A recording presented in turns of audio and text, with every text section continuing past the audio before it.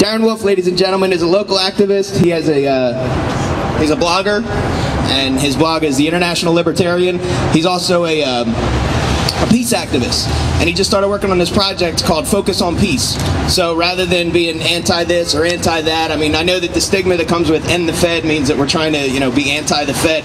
We're really not. We're just pro something else. I don't care if it's gold, silver, whatever. It doesn't matter. Tomatoes. So we're focusing on something else besides what's going on.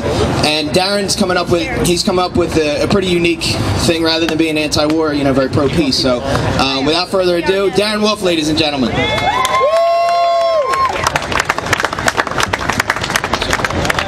Thank you, Mike. So, my fellow liberty lovers and sound money advocates, let's okay, closer to the mic. Let's take a little journey. I'd like to take you on a journey searching for the source of tyranny and war. And the first place we can stop is that blueprint for dictatorship, the guide to destruction, that is the Communist Manifesto. Yeah, I know. Ooh, that's right. That's right. This book advocates some pretty terrible things. For example, we have in it a heavy progressive or graduated income tax. Oh. Centralization of the means of communication and transport in the hands of the state. Oh. Free education for all children in public schools. See, these things have all been openly and completely implemented here in the United States.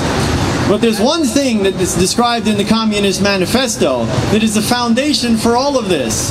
The one thing that is the enabler of all the government's mischief and warmongering, and that would be centralization of credit in the hands of the state by means of a national bank with state capital and an exclusive monopoly.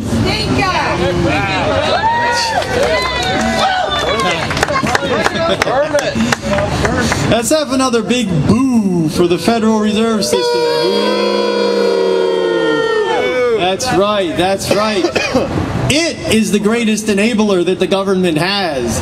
It creates the money that finances all the wars.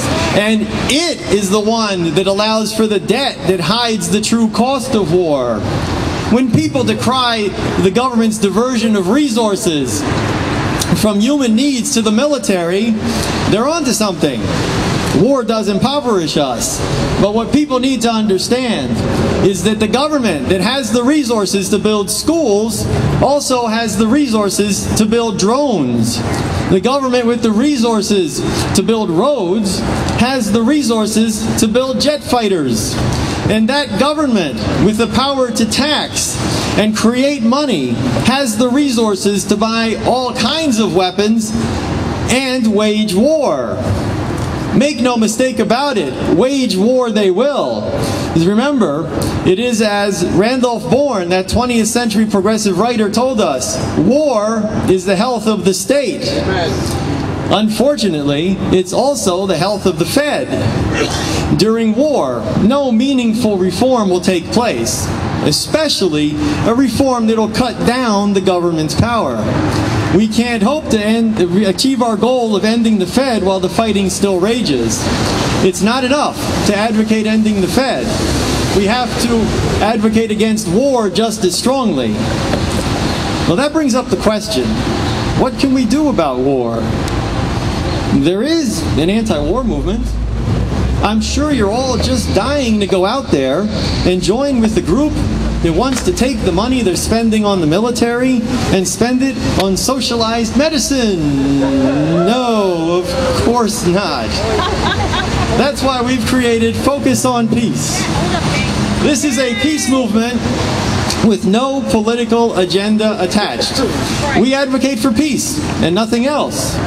So now you can engage in peace activism without having to endorse the left's entire agenda. Thank you. So, check out our website. Turn around. Okay. Here we go. Zoom in with the cameras on that website. It's fopeace.blogspot.com. fopeace.blogspot.com. Join us if you live in this area. Talk to me about opening a chapter where you live if you don't. Giving the state resources by giving it control of our money only feeds the war machine. You can't give the government the tools that it needs to wage war and expect it not to do so. It's not enough to just advocate that the government not buy weapons. We have to take away the tools that they use to acquire it. So we have to do a few things. One of them would be end the Fed. So let's hear it. End the Fed. End the Fed. End the Fed. End the Fed. End the Fed. End the Fed. End the Fed. End the Fed. All right, that's right. You got that right. Something else we might want to do is end the income tax. Let's hear it out. End the income tax. End the income tax. That's right. Okay, we also need to end the federal government's regulatory role, its social spending, and its police powers. True peace will only come when the federal government is powerless to commit evil acts both abroad and at home. Now in this, the left's anti-war movement has failed completely. That's why we need libertarians to pick up this ball and run with it. We are the only ones who can rebuild the peace movement. No one else can do it. That's why it's people like you, all of you, coming to rallies like this and focus on peace events that'll get that job done. So, I hope I can see all of you at the next peace rally. Let me say goodbye by wishing you all peace and sound money. Peace! Give it up for Darren Wolfe. Everybody say peace as he leaves the stage.